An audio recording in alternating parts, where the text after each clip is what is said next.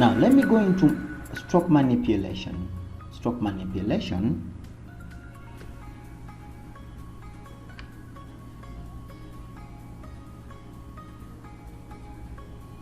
All right, when I click on the stroke itself, on the stroke panel, okay, I get the same up here and down here, and then I have what we call caps, corners, and align strokes. For example, I can choose to have a round cap, which is not going to be seen here, but I'm going to show it to you in the next I'm going to show it to you in a meanwhile. Round corners, you can see what has happened to the star, and then we have dashed lines. Okay, so we have those.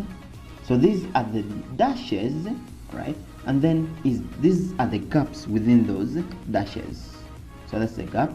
So the gap of 2 is not good. Let me choose 8. All right, 8 has created something not good. Let me choose 17.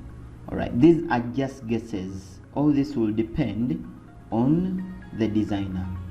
All right, I can have more dashes and gaps. That will depend on you. Now you can also choose to have arrows, and that's the arrow, and then this is the arrow scale. So this is the scale of the left arrow. All right,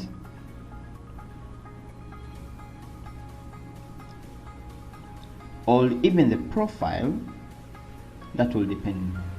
So this same can be done on these other different strokes. For example, I can choose the red stroke, you know, to have gaps, dashes, and lines, and you can see it's following the previous patterns.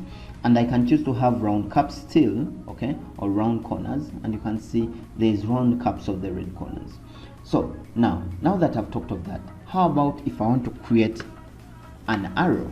All right, there is the arrow, there is the line that I've just created, but then under the stroke, all right, I can choose to have an arrow either left, all right, left or right. You can see this is the interchange, and then should the arrow be at the beginning or within, you know, at the beginning or within the line stroke. And then of course I don't want dashed lines. I can choose the line to have a round corner, all right, or it can have a blunt, you know, end. So a round cap or a blunt end, and then this is the weight, you know,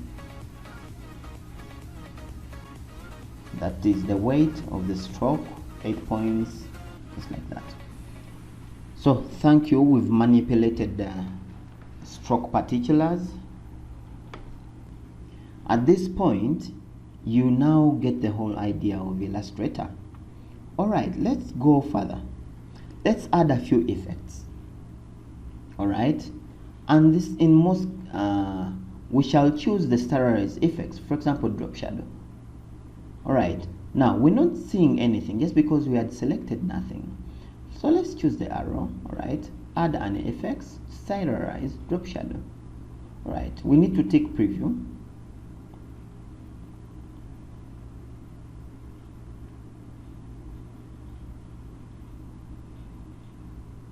All right, it was considering all the necessities that we need. For example, the blur of the arrow, all right, the blur of the shadow, the offset in the Y or the X, and then the opacity, should it, you know, and then this is the color. What color do you need for that particular shadow? All right, so we've looked at that. Let's see this whole simple series